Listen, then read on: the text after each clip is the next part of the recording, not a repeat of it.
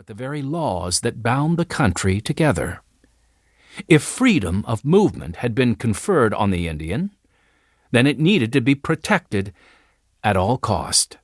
After all, the future of the country depended on the rule of law. People couldn't be allowed to do as they pleased, even out here on the frontier, where life was tough and surviving from year to year consumed the waking hours of most people. Although he didn't know it then, this belief would serve Abe well as President of the United States, leading a divided country through its most difficult crises. But right then, sitting by the fire on the western frontier of Indiana, all of that was in the future, far beyond the imagination of the young man who, as a small boy, had come to the wilds of Indiana from Kentucky with his family. Chapter 2. Dispossessed. 7-year-old Abraham Lincoln, or Abe, as everyone called him, stood peering out the door of the family cabin, scanning the road that passed by about 100 yards away. The road was part of the Cumberland Trail, the main route from Louisville, Kentucky to Nashville, Tennessee, and someone was always traveling on it. In the past 10 minutes, Abe had seen a gang of gaunt black slaves shuffling along, with a slave trader on horseback at the rear, whip in hand. A shiny buggy had also gone by. Abe's mother told him that the men who rode in such buggies were important people like congressmen and senators on their way to Louisville.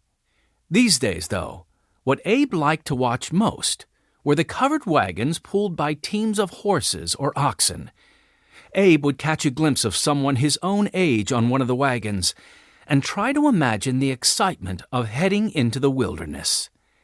He hoped he would experience that excitement for himself soon.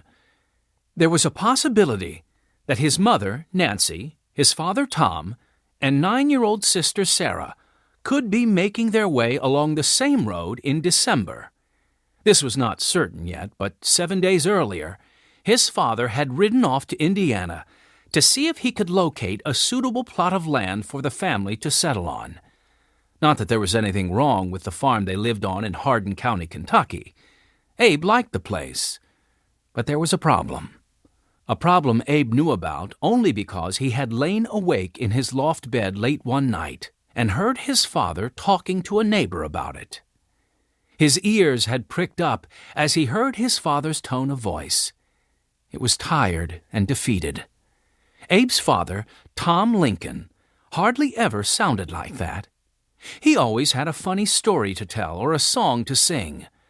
But not that night. The two men had talked in low voices about the problem of land ownership in Kentucky.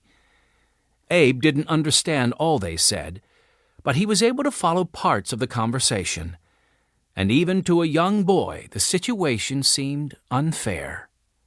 Tom Lincoln owned 3 farms in Kentucky, none of them large, but each of them big enough to make a living from. But now, lawyers were saying he didn't exactly own the farms. It was all because of a law stating that when a person bought land in Kentucky, he had to survey it himself and determine where the boundaries were. The law caused problems from the start. Some people simply lied about the boundaries of their property when they had their title deeds prepared, saying they had paid for land they knew belonged to their neighbors.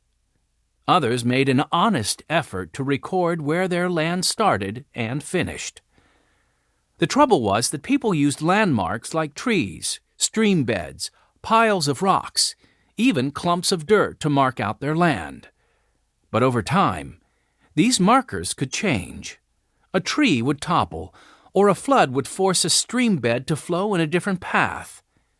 To make matters worse, most landowners in Kentucky, like Abe's father, could not read or write. To draw up the title deed for their land, they hired a clerk. Unfortunately, these clerks worked fast and often made careless mistakes, which an illiterate farmer had no way of detecting. As a result of these problems, oftentimes 3 or 4 men had title to the same piece of land. As Abe continued listening from the loft,